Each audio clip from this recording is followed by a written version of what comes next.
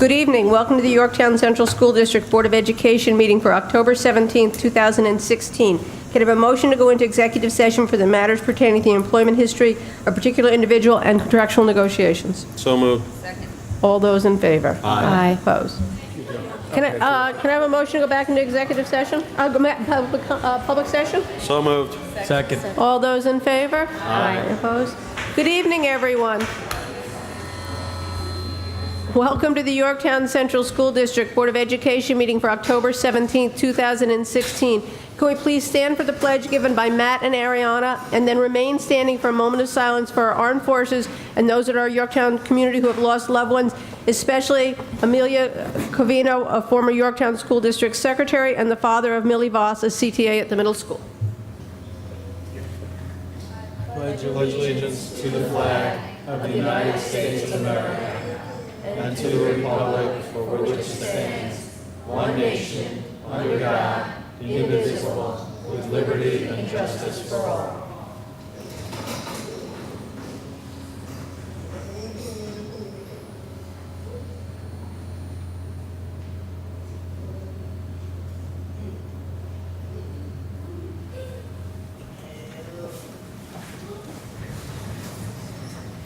Thank you, everyone. Ralph, it looks like we have another exciting night again. We do.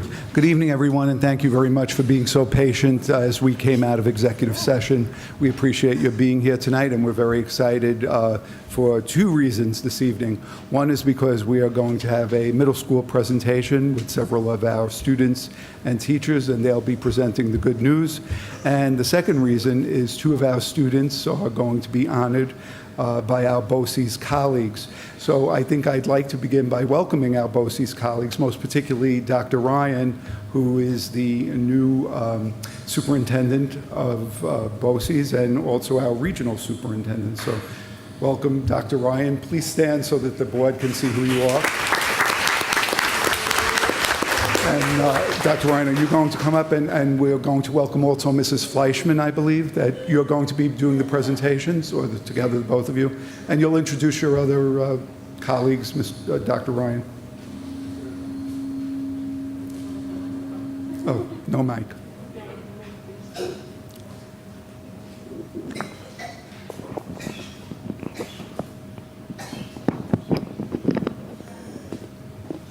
How's that? Thank you.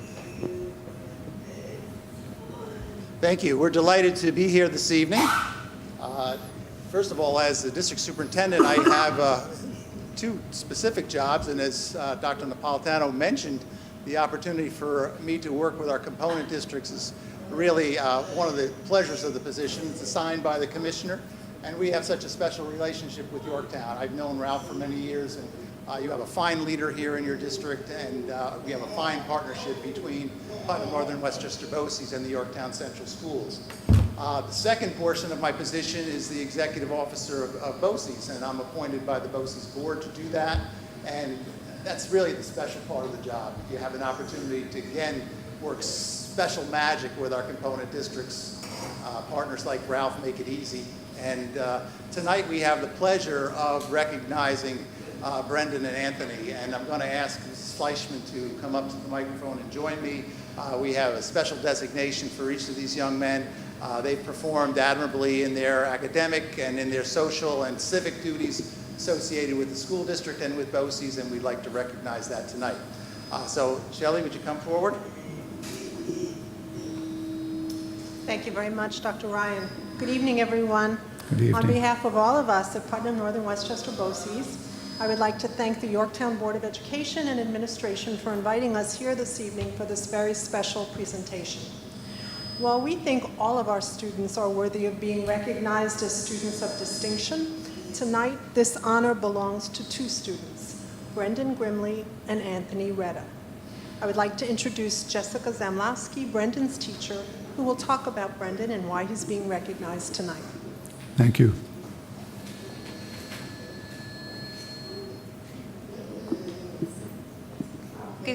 Good evening. It has been my pleasure to be Brendan's teacher for the past 3 years. Over that time, I have watched him grow into a wonderful young man. Brendan loves to come to school each morning and will often greet staff members with a hello, a handshake, or even blowing a kiss. He has a great sense of humor and an even better laugh. Brendan has grown in his communication skills and his ability to express his needs, his wants, and to understand what is expected of him throughout his school day. He is always eager to volunteer for a turn by saying Brendan and enjoys working hard for praise. Brendan has come so far, and I'm excited to see him progress further. This is why I am proud to present Brendan with the Student of Distinction Award.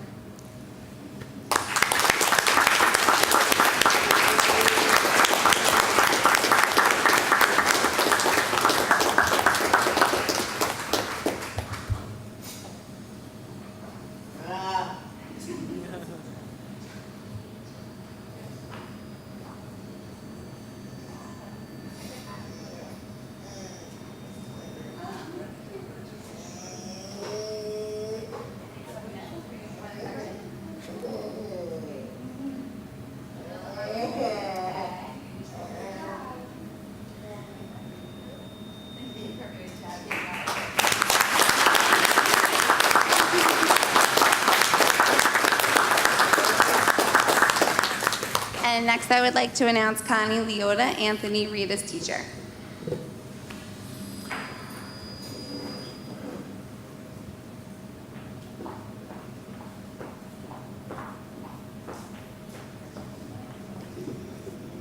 Good evening, everybody. Good evening.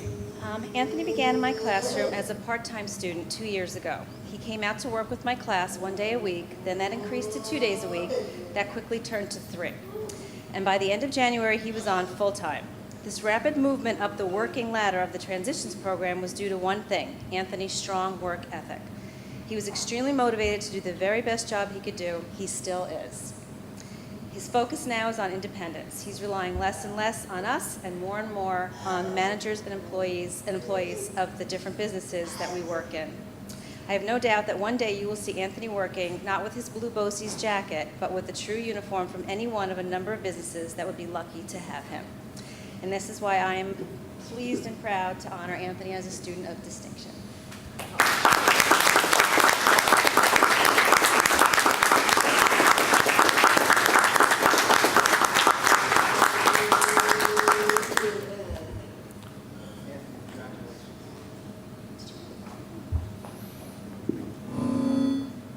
Good evening, everybody.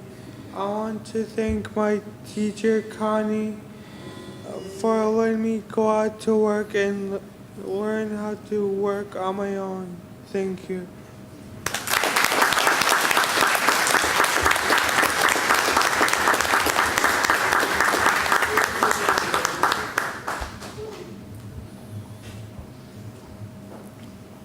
As you see, we have a very special working relationship with your students, as well as more than 700 students across our supervisory district.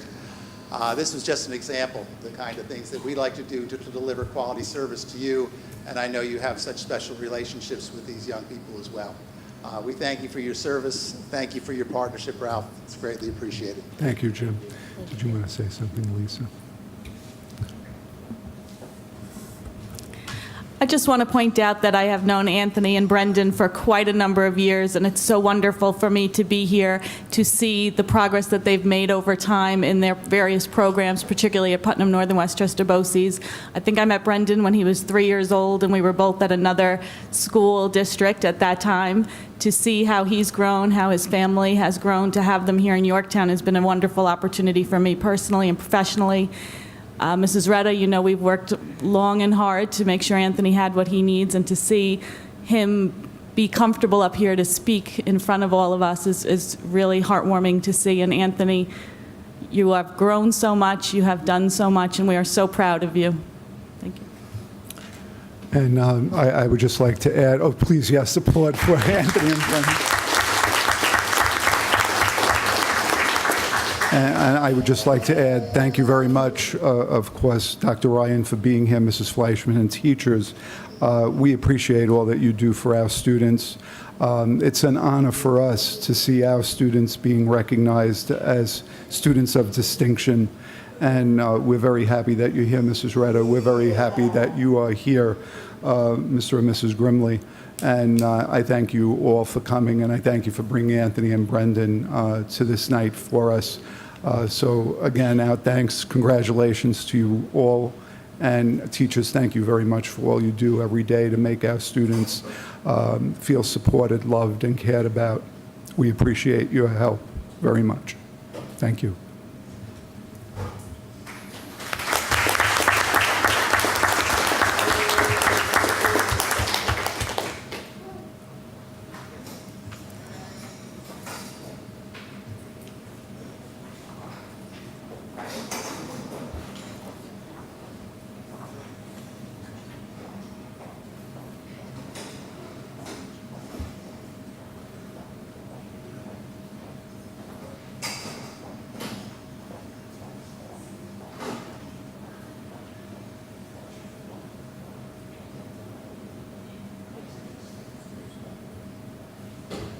Okay, that was very nice, Ralph. Thank you. Very nice, thank you.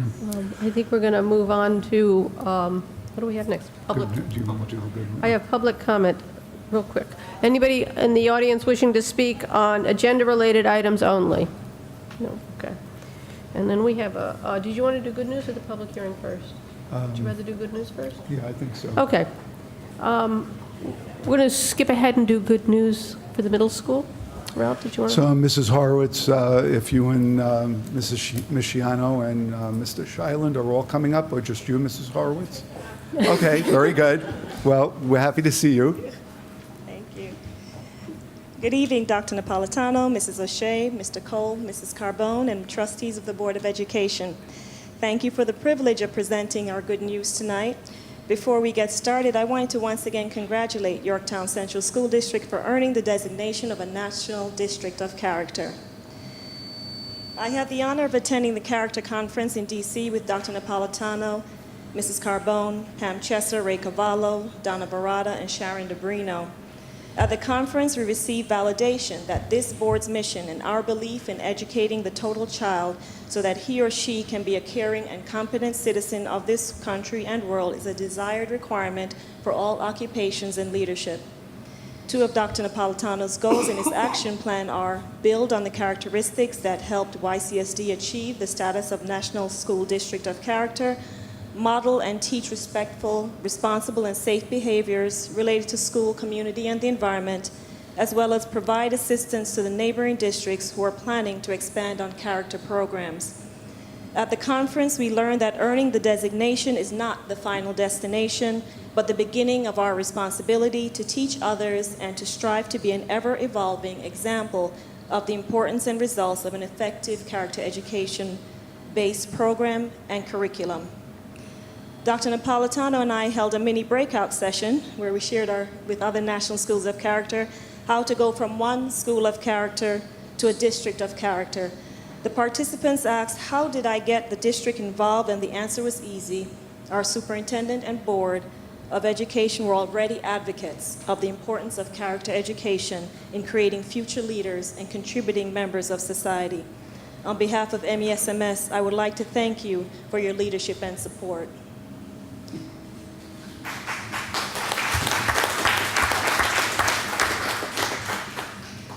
Principle 6 of the 11 Principles of Character is, the school offers a meaningful and challenging academic curriculum that respects all learners, develops character, and helps them to succeed. This means providing a curriculum that is inherently interesting and meaningful to students and teaching in a manner that respects and cares for all students as individuals. Our good news presentation tonight is on hands-on learning, which meets the spirit of Principle 6. Our students and teachers will now share their good news with you. At this time, I would like to invite Mr. Deepa Squall to the podium.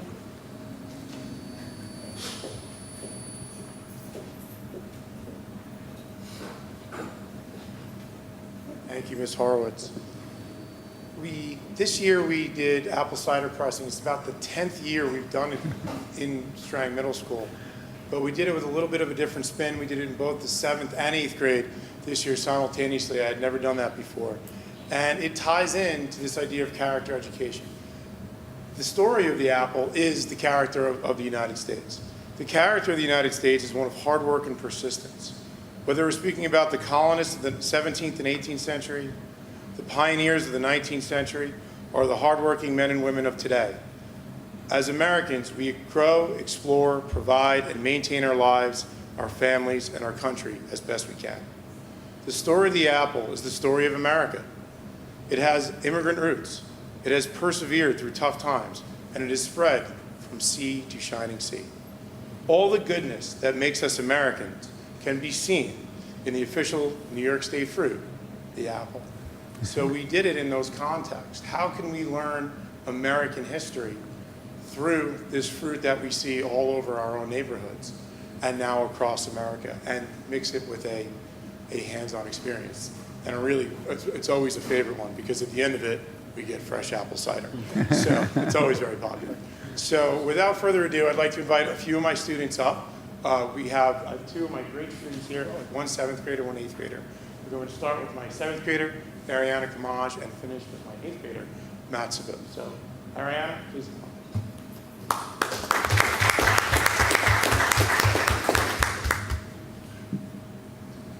Apples have played an important role in American history since the colonial era. As America grew, so did the apple production. Just like the United States, apples started their American journey in the East and advanced west. As pioneers spread to the plains, so did the apple. Today, the apple's manifest destiny is complete, with the state of Washington being the #1 apple grower in the U.S. In 7th grade, we learned the importance of the apples to the Dutch. We learned timelines and learned the process of making apple cider. We even learned that apple cider was used as money for a time in the Hudson Valley. While some groups worked on learning the history of apples and apple cider, others got to work the press. Apples were ground into pomace and eventually pressed into cider. Making cider was an annual event during the harvest. It was necessary to preserve your crops to survive the winter.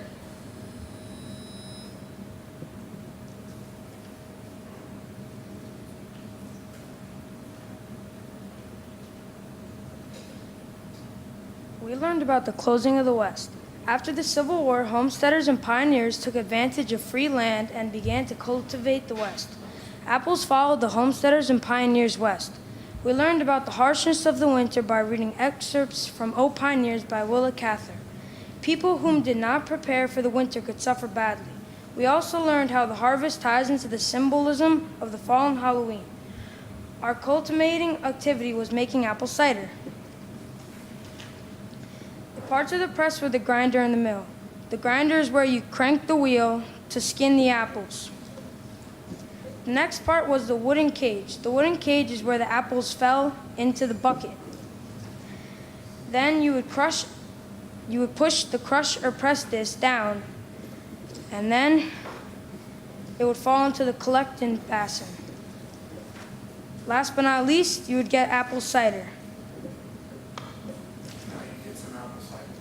So we have a little treat for the board here. We have some fresh pressed apple cider that I love the students to come to you. Hand out to the board. Let us know.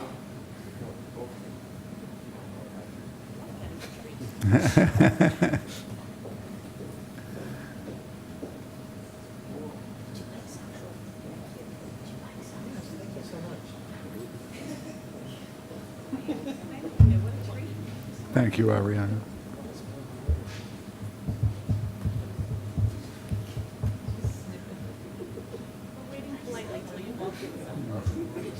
We'll do a toast.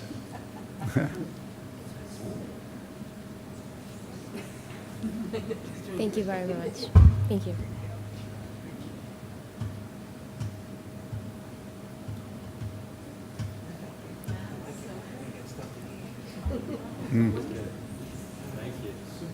So, cheers. Porcindane. Mr. Di Pasquale, I hope you'll be doing this for the next 100 years. This is our next Yorktown fundraiser. We'll be selling stand on 202. Yeah, it sounds like an idea, but not on 202. We'll let you do it right from the campus. It's great. Thank you. Thank you. Thank you.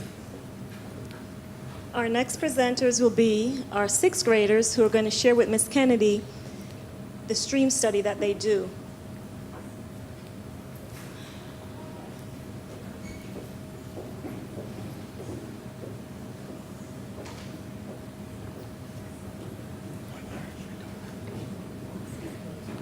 Oh, they're wearing their boots.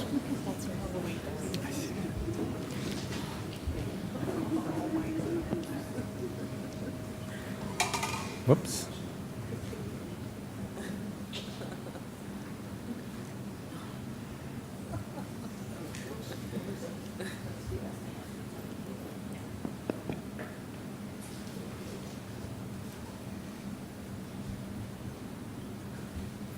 The benefits to our community by studying our freshwater resources are simple.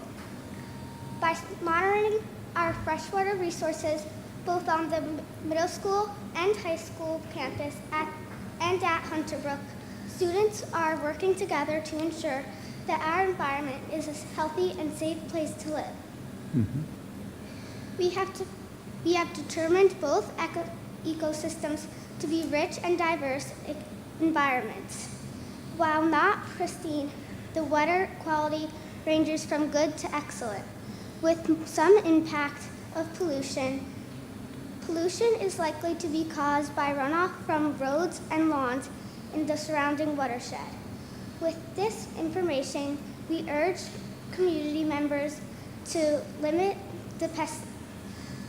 use of pesticides and fertilizer, keep septic systems in good working order, and drive less or choose fuel-efficient automobiles.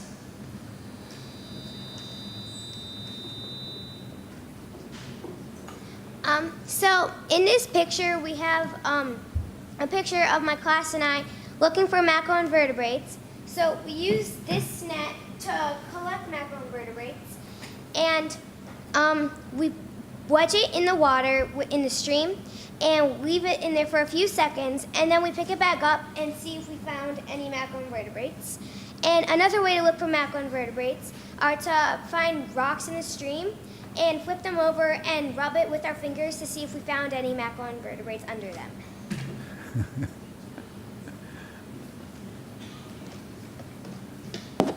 This is a macroinvertebrate chart. By using this chart, we can identify the macroinvertebrates and the water quality. This chart is divided into 3 taxas. Taxa 1 are organisms that are pollution sensitive. Taxa 2 organisms are somewhat pollution tolerant, and Taxa 3 are pollution tolerant organisms. So if we find a Taxa 1 organism in our stream, we know that the stream is free from pollution.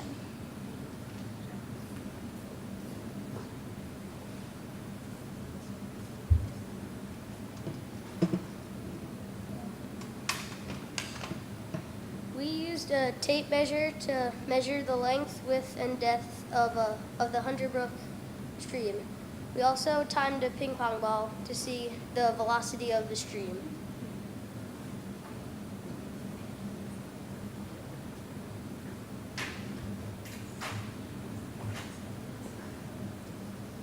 We use, to see what the stream is like, we record what the stream water appearance is, the substrate, the weather, the odor, air temperature, water temperature, the pH, and then we also did measurements, and we gathered up 3 depths, and then we made an average of it. And then we also did the velocity of what all the measurements were gathered up. And then we also did a macroinvertebrate count to see what what macroinvertebrates were in the stream, and to see what the water quality rating was.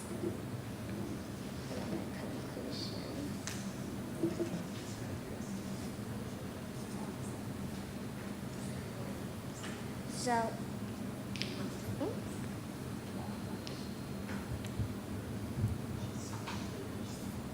oh yeah.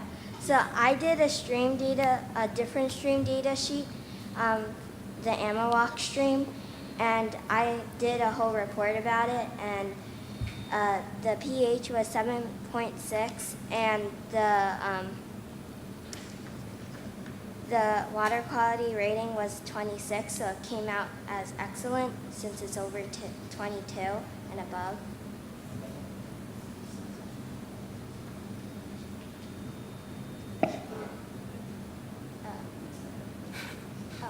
And wanted to know whether the stream was polluted or not, and it helps us to see whether we could stop the pollution in enough time and what we can do to stop it and prevent it from happening again.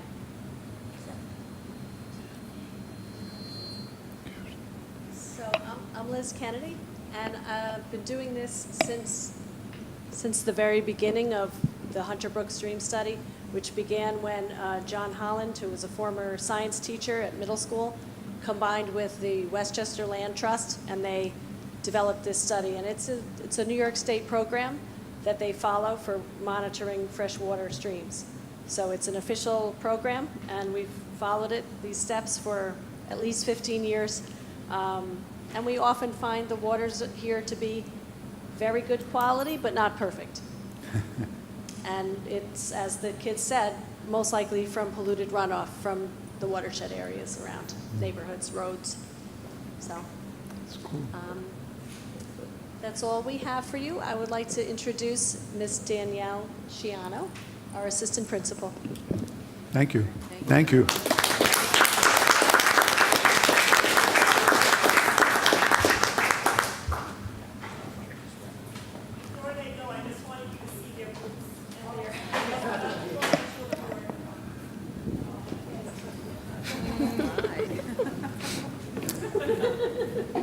Very nice. And now, Ms. Sciano, comes the ultimate question.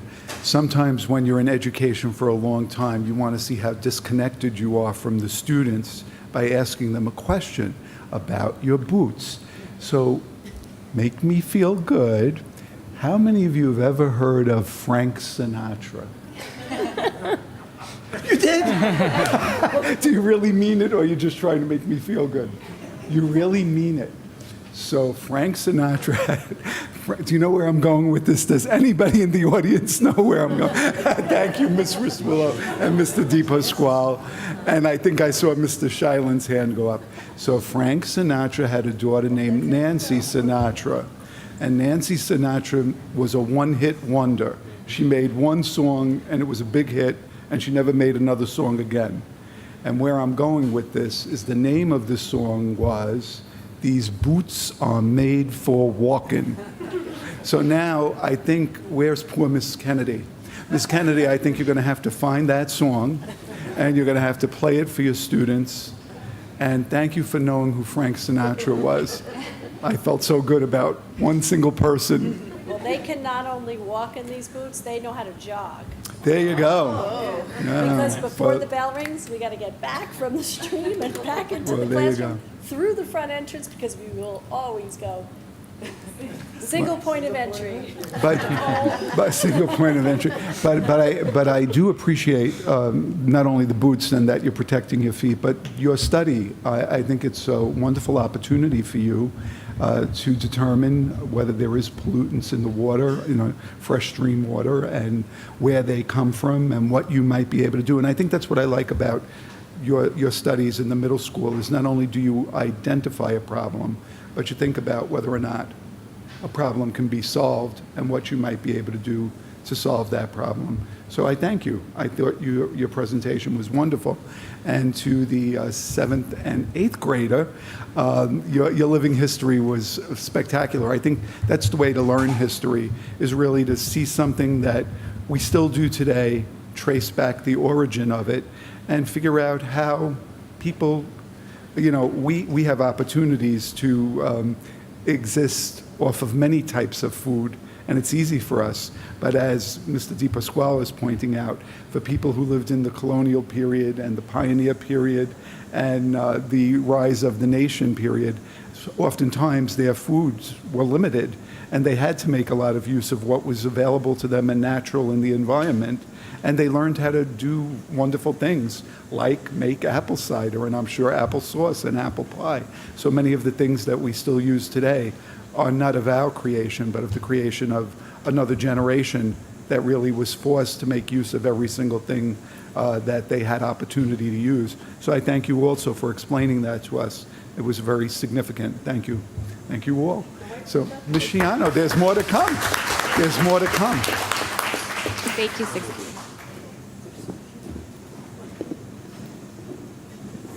Good evening. Before I begin, I would just like to recognize the MESMS staff for coming down for our good news tonight. So thank you all for coming down.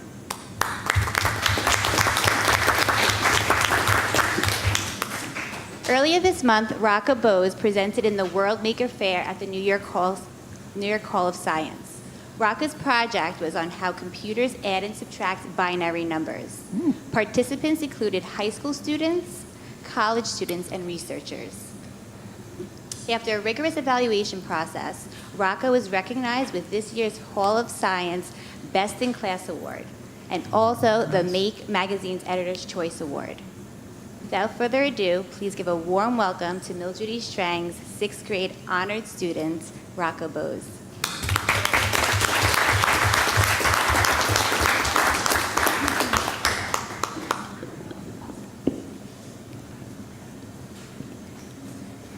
Thank you, Ms. Shiano. My project is about how computers add and subtract using binary numbers. I presented this project at the World Maker Fair in the New York Hall of Science in New York City earlier this month, and I'm proud to share it with you tonight. Unlike us human beings, computers work using binary numbers. We use decimal, the base 10 numbering system, where the digits are powers of 10, which means that it's 1, 10, 100, and so on. Whereas binary is a base 2 numbering system using only zeros and ones, and the digits are powers of 2, which means that it's 1, 2, 4, 8, and so on. Base 2 is easy to represent in electronic circuits, as light off can be 0 and light on is 1. I have built 2 digital circuits. The first one shows adding 2 one-digit binary numbers without a carryover and with a carryover. Huh.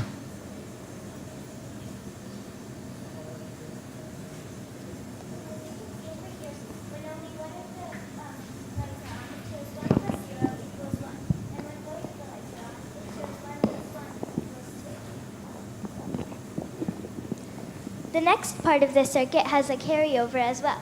So when all 3 of the lights are on, it shows 1 plus 1 plus 1, which equals 3.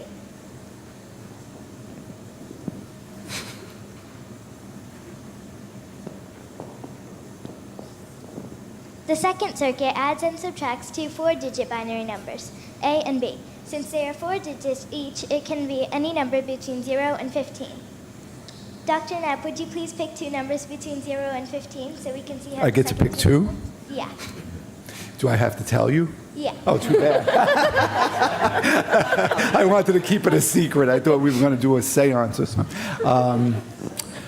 How about 5 and 9? Okay. 5 in binary is 0, 0, 0, 1, 0, 1. So we would flip the switches, so it shows 0, 1, and then 0, 1. And what was the other number? 9. Okay. And 9 in binary is 1, 0, 0, 1. So we flip the switches, so it shows 1, 0, 0, 1. The first part of this circuit is adding 9 plus 5, which equals 14, because it's showing you that it's 0, 1, 1, 1, 0, which is 14 in binary. And the other part of this circuit is showing that 9 minus 5 equals 0, 1, 0, 0, which equals 4. Beautiful. Thank you. Thank you. We may hire you in the business office. You may be able to do something with the budget. That would be just wonderful. Who knows? So you can think of this as a simple calculator circuit which can add and subtract, but in binary. Binary is everywhere around us. In our phones, our laptops, computers, and the Internet of Things. They all speak the binary language. At the Maker Faire, I received great interest from all age groups. It was great to present this to hundreds of visitors to 2 full days. I'm proud to have participated with other high school students, college students, and researchers, and have won 2 awards in the World Maker Faire: the New York Hall of Science Best in Class, the Red Ribbon, and the Make Magazine's Editor's Choice, the Blue Ribbon. It's very And nice. this is the Make Magazine. Beautiful. That is a big honor. Terrific. Congratulations. Thank you. My circuit will be up here for display, so if you would like to come up and take a look, you're most welcome to. Thank you for listening. Just don't make me use it. I might make the whole thing disappear. Do you want to take a look? Thank you.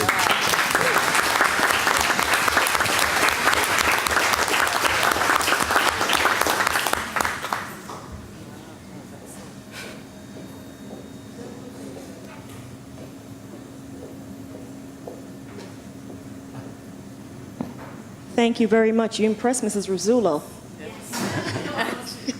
She's now going to learn how to do this. I'd like to thank the board for giving us this opportunity. As you saw, we had one seed that created a nation. We had students studying how to help the environment. And of course, we had a mathematician extraordinaire who's going to work in the business office just for Ralph. There you go. Thank you very much. Thank you, Mrs. Horowitz. Thank you. Thank you, parents, very much for bringing your students out, and thank you, students, for your wonderful presentations. We appreciate it. Thank you. All right.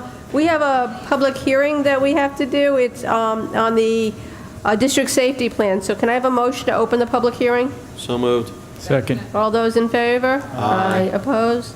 Tom, do you want to discuss the... Sure. The district safety plan has been published on the district website for the last 30 days. It's a requirement by New York State law that some changes have been made to it. The document outlines in broad strokes how the district intends to respond to emergencies of all different types. There are very specific building level plans that are not made public, that each one of the buildings was required to work on each year. Those have already been submitted to state agencies, police, first responders, and so forth in accordance with the law. This particular plan details how we address all kinds of acts of violence, including threats and of violence of students against themselves and others. And the plan has been worked on by everybody within the school district administration, and is also contributed from Michael Dorn, our school resource for school safety, and local police as well. Okay. Did anybody have any questions, comments? We've all had a chance to review it? Okay. Cool. Maybe just share why the building level plans are not public. The building level plans are not made public because they contain details that should not be disclosed. They're going to talk about every last detail of how exactly we're going to respond in certain situations, where evacuation sites are, where critical areas are indicated in plans, and so forth. So those plans are not by law made public. Okay. Is anybody in the public wishing to speak on the plan? Okay. Can I have a motion to close this public hearing? So moved. Second. All those in favor? Aye. Opposed? Can I have a motion to adopt the district safety plan for the 2016-17 school year? So moved. All those in favor? Aye. Opposed? Okay. We're up to the superintendent's report. Great. So we're fortunate to have, well, maybe Tom, I'll let you do the honors of introducing. So this evening's report is really going to be on the external audit report. And Tom, if you'd like to introduce Alec. Thank you. We have with us Alec from our external auditor, Ray Prusser, CPA, PC. The audit report has gone through the audit committee, chaired by Tom Donatelli, the board's member. I don't know, Tom, if you wanted to preface the remarks that are going to be made tonight or not. Just to say and confirm that this has gone through the audit committee. We've reviewed the results with Alex Sobin from Ray Prusser and with the audit committee, and we're here tonight to hear a report out from Alec and hopefully accept the report in from the board. Okay, good evening, and it's nice to see you all again. No better way to clear out a room than having auditors. Which is fine. Audit went very well again this year. Tom and Kevin, your treasurer, your entire business staff continue to do an outstanding job performing the procedures that are necessary, maintaining your internal controls, and also maintaining probably the best set of records that I deal with. So congratulations to them. Financially, your district remains in good condition. Your general fund unassigned fund balance continues to be at the 4% level. That's 4% of your current year's budget. That's the maximum allowed. Your reserves, in total, they are acceptable for your size district. But again, we would suggest some, I guess, diversification and maybe establishing some additional reserves. I know you considered a capital reserve, and we kind of think that's an excellent way to go. A district your size is always coming up with capital projects that need to be done. By having this reserve, as money becomes available, you can put money in the reserve once it's established. And as your projects come up, you can use that reserve to offset the costs, which allows you to borrow less or nothing, which would save your taxpayers a lot of money over the course of whatever the bond issue might be. So the decision is yours, but we would suggest that it would be a great idea for you to do. Certainly. Can't lean over that far. So, I mean, that's really what we think would be a great thing for you to do. Tom's always coming up with projects that need to be done. And if you have this money set aside, save your taxpayers' dollars. So that's really all I have. Report is excellent. If you have any questions, I'll be happy to try to answer. But all is well. Thank you. It's always good news to hear from the auditor. Tom, was there anything you wanted to speak to or say?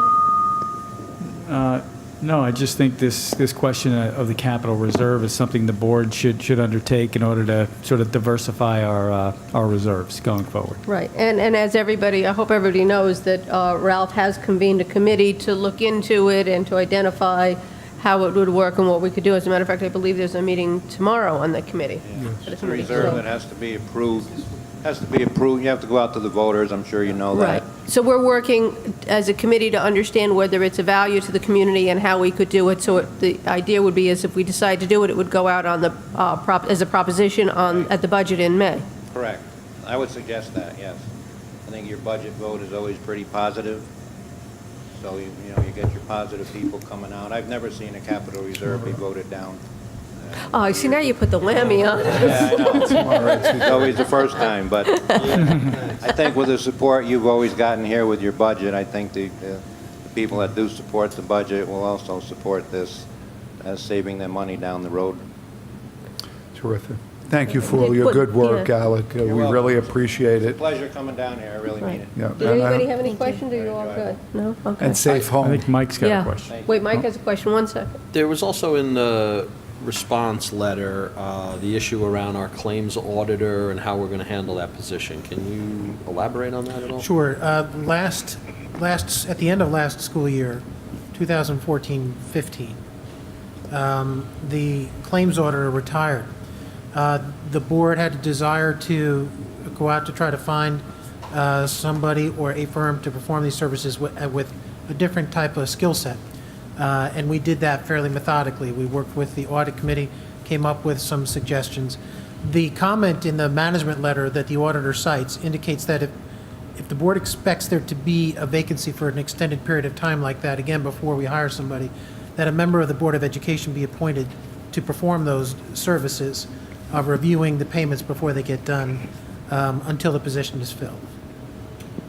Okay. So this is in response to the period of time when the retirement occurred to the time we put in the new claims Yes. auditor.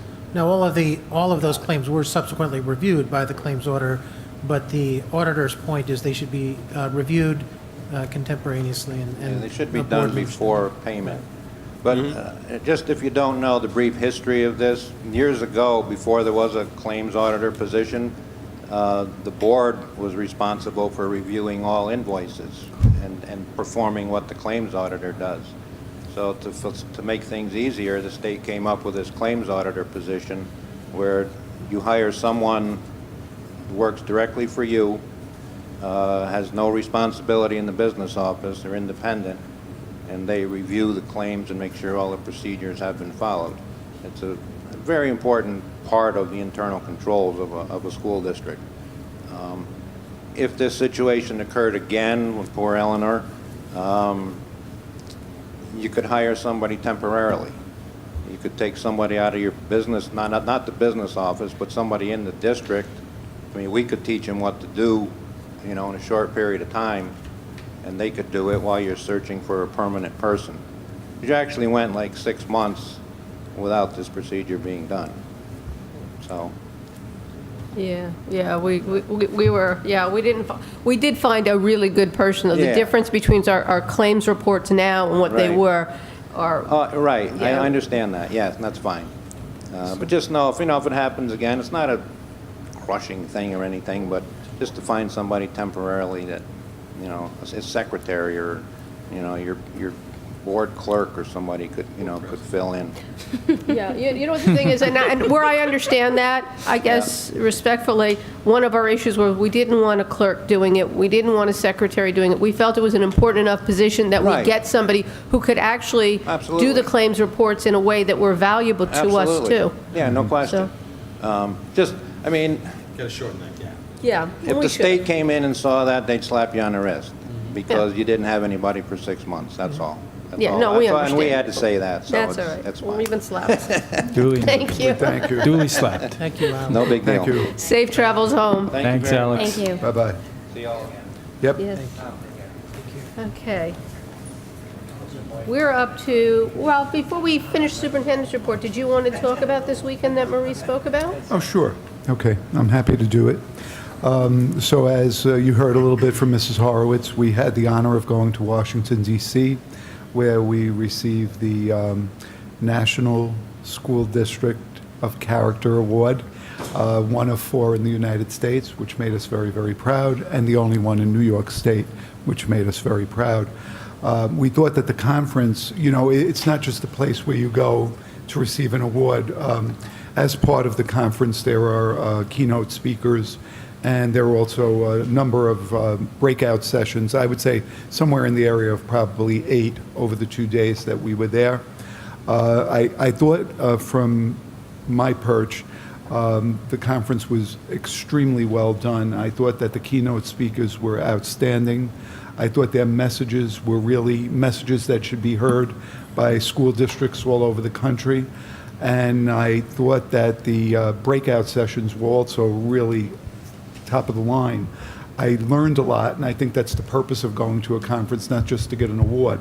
Honestly, I felt so honored for Yorktown Central School District because of our board, because of our administrators, our wonderful faculty, staff, and of course our great students.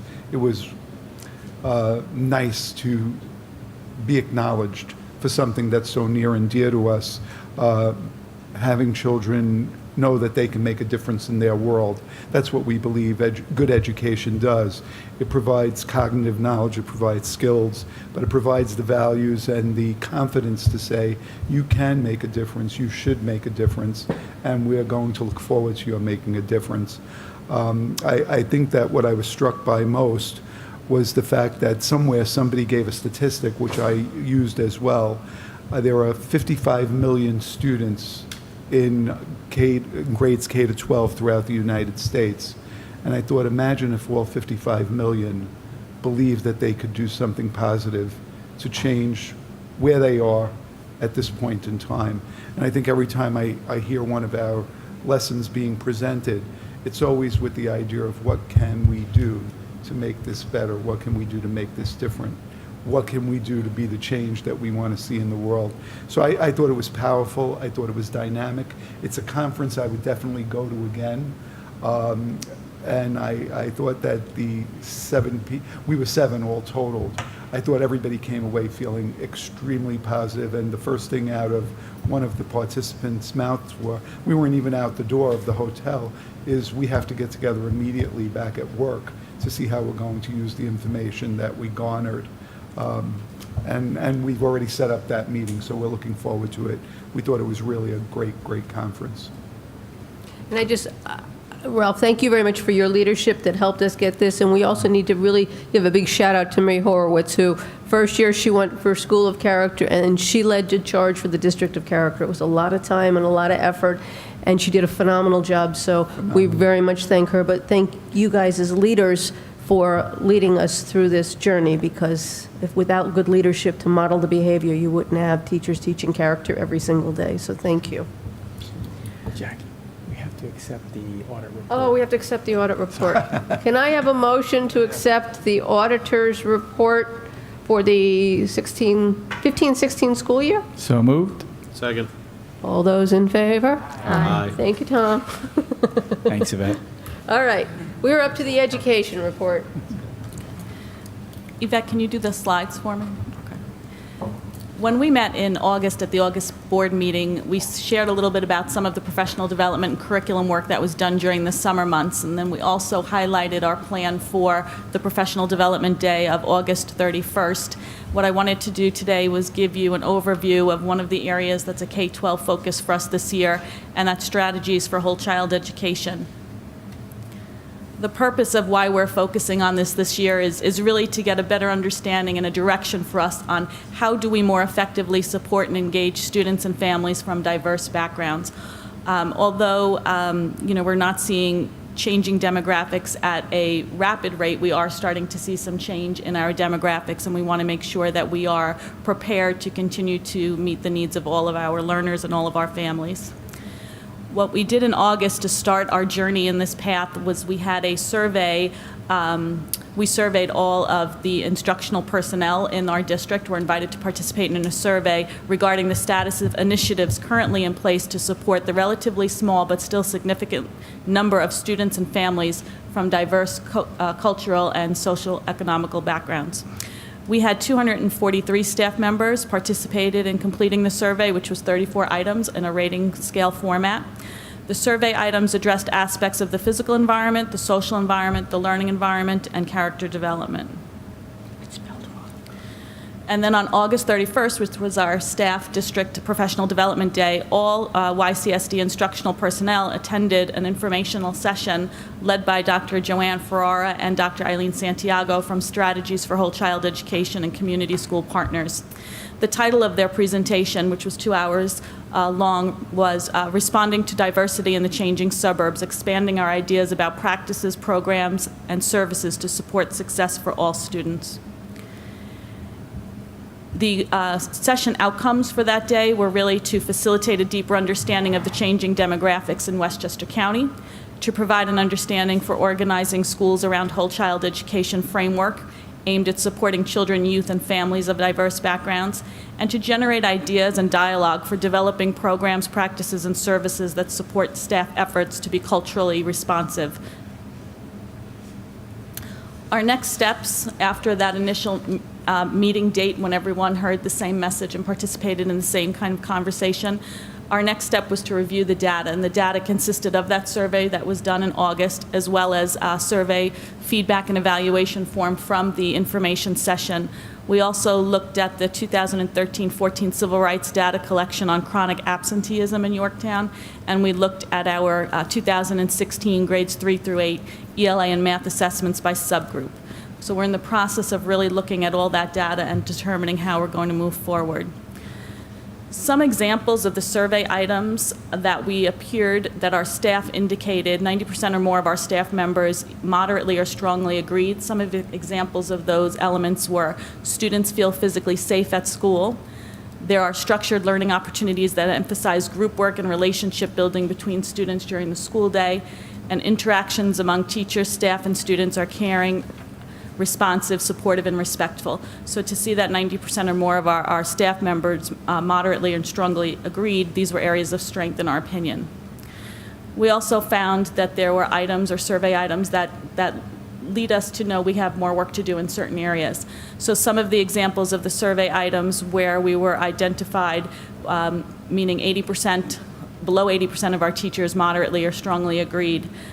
We think that this is now an area of challenge for us. Outreach efforts are in place to communicate with and engage parents of diverse cultural and linguistic backgrounds. Teachers demonstrate the skills and knowledge needed to motivate and engage families from diverse backgrounds. And formal structures are in place to welcome and nurture family engagement among new arrivals to the school community. So basically, as a quick overview of that survey data, we have already identified areas where we could continue to move forward. So our next steps on October 28th, Dr. Ferrara and Dr. Santiago were going to meet with the building administrators to review data and begin discussion on developing a framework for continued professional development. And in the interim between now and then, all the administrators have reviewed all of the data. They've also had conversations in buildings at their faculty meetings about what's really happening in their specific building, because again, we're seeing pockets of changes demographically across the district. So where are we seeing the most need? What kind of need are we seeing? And how do we move forward? So our goal for the next steps at the October 28th meetings with the building administrators, which will be separate by buildings, will be to define cultural competence in education, what are our behaviors and our beliefs and our practices that help us to be to have the ability to engage more effectively with all families, to develop strategies to meet the needs of all students and families, and to identify strategic goals. Where do we go from here for each building? Where do we go K-12? So that's just really wanted to give you an update, because that is something that's really a K-12 vision and mission that we've been working on this year. And this quote, I really like this quote. It's from Mika Polak, who is from the Harvard Graduate School of Education. She wrote a book called Anti-Racism. Educators need to keep asking a basic question: which of our everyday acts move specific students or specific student populations towards educational opportunity, and which acts move them farther away from it? So just felt like I needed to give you an update, because this is really something, it's in line with our character development, but it takes it to another level. Thank you very much, Lisa. Did anybody have questions? Go ahead, Mike. Oh, great, thanks. Thanks. The thing that jumped out at me as I was listening to this and reading through it is that this is based on the perception of our faculty. Mm-hmm. How about our students and their parents, and how do we kind of incorporate them into this? So that's something that when we have those meetings on October 28th, it's almost the next step logically for us. And I don't specifically at this point know how we're going to do it, but we know it's one of our goals in order to get feedback from parents and students, whether it be through a survey, conversations, I'm not sure yet. But it's a key next step. Okay, because we obviously there's going to be differences in what Mhm. our faculty perceive and what our students Yes. and parents do. Okay. Anybody else? Go ahead, Cheryl. Quick question regarding the staff survey. When you performed the survey, were there any answers that you received that were surprising to you? Yes, there was some where I said, okay, I would see this. Where it specifically said students feel safe in school with everything that we've done for safety. That was not a surprise for me.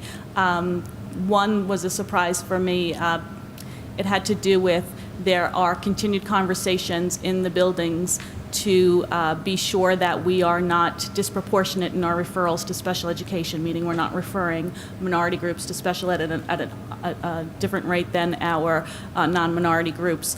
So to me, that came out at only 65% of the staff felt that we were having those conversations. But the way the question was worded gave me pause, because we don't have a disproportionate rate. So it would almost implied something that wasn't there. But the fact that our staff views that that might be happening is something we need to make sure we can talk about and address. Question? Lisa, you mentioned that the data on chronic absenteeism was reviewed. Would you be able to speak to how that tied into some of your other observations?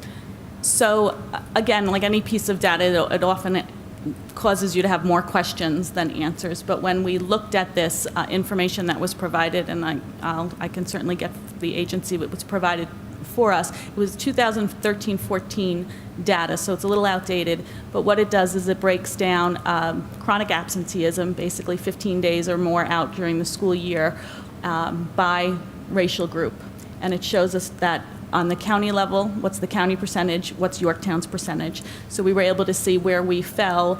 At that time, across the county, you would see minority groups had twice as much chronic absenteeism than non-minority groups.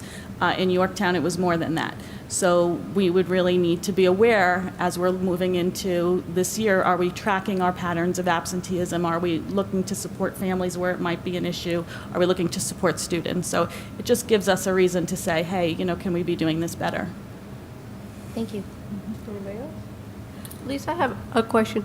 What types of professional development will we be offering our staff, our teachers, our CTAs, the faculty members that are most in contact with our students, to be able to support this type of a change? Because obviously we have to help them. It's not something that's, you wouldn't be going after this, would you? Right. And actually, it was Dr. O'Connor who started this process last spring and thought that this is a direction we really needed to move in. And I think we all agree that this is a multi-year project that we need to be moving in. So right now, we're at the stage where we'll have the principals together, we'll figure out how we get the staff more involved, and we'll create those strategic plans for what that professional development should look like. But being realistic that this is a multi-year plan, and it's going to take us some time to get where we need to be. So we will be, the next step after this meeting is work in the buildings with the teachers. So each building will have these 2 women there for a day to help with the conversation and the professional development. It's Wonderful. really a development of strategies that we need to work on and practices. I think at the high school faculty meeting today, they already, excuse me, divided the faculty into 4 groups, and not according to department, but multi-department, and each group was facilitated by one of the administrators, and what they were responding to was their reaction to the professional development that was held by Dr. Ferrara and Dr. Santiago, and how they're going to move forward. So I know they've already started having conversations within the building. I saw that somewhere, and I'm not 100% sure. Maybe on the weekly newsletter. And the weekly newsletter, yes. Newsletter, informing the staff to look at the groups that they were placed into. I think you have to start with the conversation, so That's thank it. you for doing that. Okay. Anybody else have questions? Or we good? Lisa, thank you very much. You're welcome. All right, we're up to our personnel agenda. Upon recommendation of the superintendent, can I have a motion that the following be approved? We have certified personnel. We have our other compensation, which are salary lane changes, extra credits. We have teaching stipend. We have co-curriculars at the high school and co-curriculars at the middle school. Let's see if I'm done. And that was it. So moved. Second. All those in favor? Aye. Opposed? Thank you, Sheila. We're up to board reports. Tom, I know you already gave your audit I think we're report. Go ahead. You're not done. Good job. Anything else to report, or you're still No. good? Okay. Fiscal advisory, Mike? Nothing new right now. I will be participating tomorrow in the capital improvements plan meeting, and then after that, we're going to have to meet as a fiscal advisory committee and talk about next steps with regard to that, and also the budget process will start to get underway shortly. Crazy as that sounds, but it's true. Terrific. Policy, Cheryl? Not a lot new right now to report. We'll be meeting on Thursday, and we've decided to meet twice a month to keep things moving along and staying on top of the policies and keeping them in review and in a timely fashion. Okay. I do think that Yvette has passed out a whole bunch more to people. She's still keeping it going. Okay. Oh, yeah. Right. No, she's passing them out. She's not passing out. All right. And steering committee, we had some work done over the past 2 weekends. They put up the permanent facade for the middle school the first weekend. They worked on the high school this past weekend. They're not finished. There's a couple of pieces on the front that they have to measure, so they'll put them in over the weekend. They have to do the back. They still have to do the cow wall, which will prevent the water from coming down in front. And the signs are supposed to be up, and we are hoping that everything will be done before the end of this month. Can you just, because someone in the community mentioned to me what the holdup has been with the signs at the front of the entrance there? Was it an order, have they not been ordered? Is No, it everything has been electrical? What ordered. was No, the- everything is in place. The contractors were just being very diligent and specific about how they put up the stonework. Gotcha. They're coming. The sign, it was not the signs. The signs have been understand, ordered. but They've been they'll be sitting at installed. Signs Inc. is ready to order them. Okay. You will notice the letters on the high school. Those will be coming in a couple of weeks because we weren't really happy with the size and the spacing of them, so we've asked that to be redone to have more of a prominence. So those will be coming a little bit later, but hopefully the digital sign and all the other signs will be up soon. That's the best I can give you. Okay. We can go to action items. Can I have a motion to accept the board minutes for the September 12th and September 26th board meetings? So moved. Second. All those in favor? Aye. Opposed? Can I have a motion to accept The treasurer's report for September 2016. So moved. Second. All those in favor? Aye. Opposed? Can I have a motion to accept the claims audit report for September 2016? So moved. Second. All those in favor? Aye. Opposed? Can I have a motion to accept the extra classroom activity fund report for September 2016? So moved. Second. All those in favor? Aye. Opposed? Business office. A motion to approve the cooperative transportation agreement with the Croton Harmon School District for the 16-17 school year. There is no increase to the budget. So moved. Second.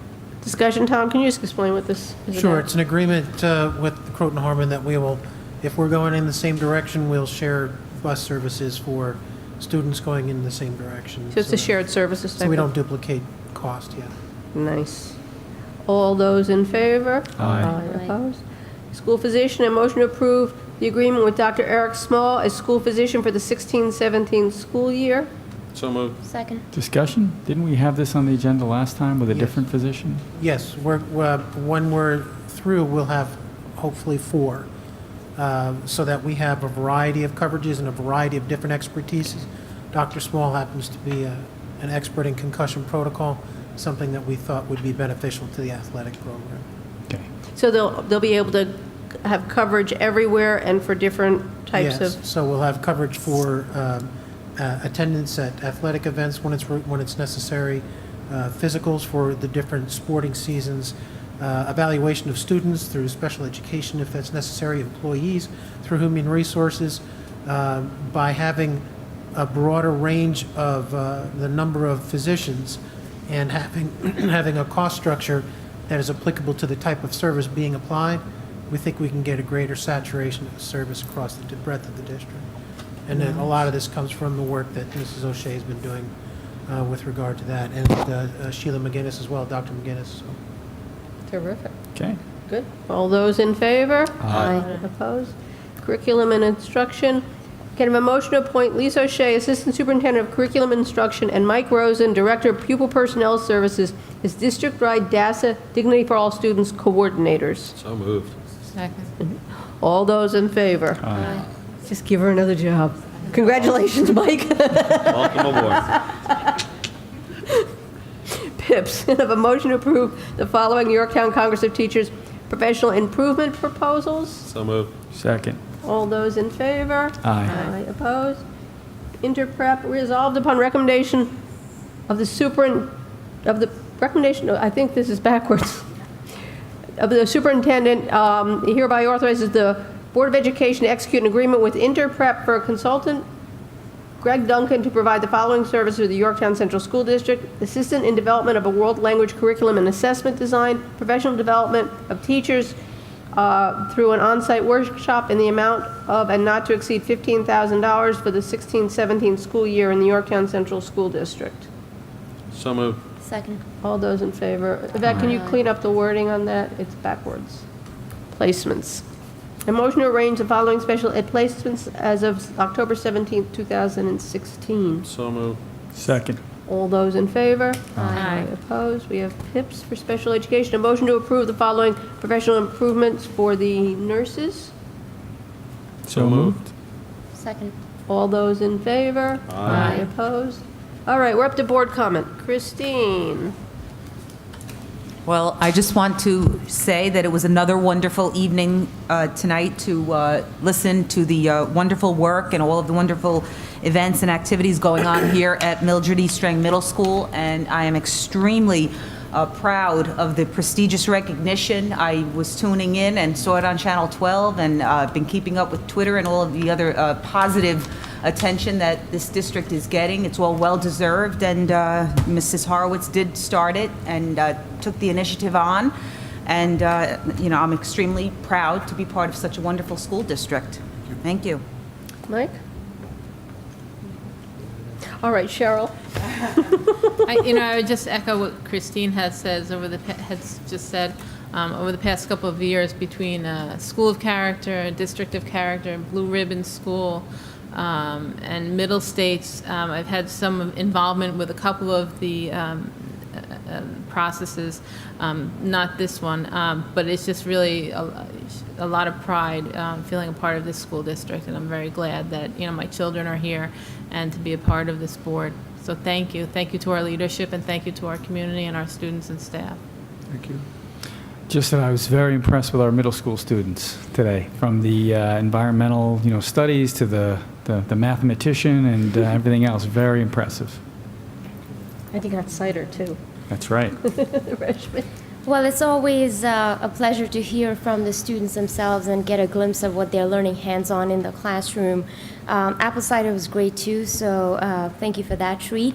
And thank you, Ralph and Lisa and Jackie, for your leadership and steering us towards the National District of Character Award. We are very proud. So thank you again. Yep, great job, guys. Really love the enthusiasm and excitement around the conference. It sounds like we're going to have some great takeaways there. And also, I don't have a schedule in front of me, but I know a lot of our fall sports teams are in playoff mode and doing well. So if everybody gets out and supports them, that would be wonderful. It's been great weather, and could be a lot of fun. Yes, I am honored, but we are a National District of Character, and I had the honor of going to Washington, and the real honor of spending some time with some of the educators from the different buildings, and to see their excitement and their enthusiasm and all the takeaways. They're not satisfied with just being a district of character. They really wanted to learn what we could do better, how we could keep moving forward. And to see that and to know that that goes on every day in our classrooms, it was really, really an honor and a privilege to be part of it. So, and I thank you, Ralph, because none of this would have happened if you hadn't come 11 years ago and just been a really steadfast leader. And so thank you very much for your leadership, Lisa. Tom, thank you also. Thank you. So anything you guys want to say? Actually, yeah. I just want to echo that. I'm going into my 17th year in the school district, and the tangible progress that's been seen in the school district in the last number of years here, 6-10 years, is remarkable. And from my perspective, just a wonderful, wonderful place to be, wonderful place to work, and a wonderful place to send my 2 kids to be educated. So from my perspective, I see the results as well, and I'm really proud to be part of this team. Thank you. Proud to have you. Jackie, I think we also, we kind of take it for granted that we do, you guys, Tom, you and your office do a wonderful job with our financial situation, but when we get an external auditor to come in and recognize that and give us really a glowing report, that's kudos to you and your guys doing a great job. Yes, thank you. It was nice to say it was the best books he sees. That was a real nice thing to hear. Kevin Liebers does a wonderful job, and we have Joanne, who does the accounts payable there, Joanne Stavola, Eric Bishop with payroll, and Janet Fusco, and it's just a wonderful staff, and we thank you for the resources to get the job done. Thank you. I think all of Yorktown has wonderful resources, so I think we're all very proud of everybody. So thank you very much. We're up to public comment. Okay. Can I have a motion to adjourn? So moved. Second. All those in favor? Aye. Opposed? Good night, everybody.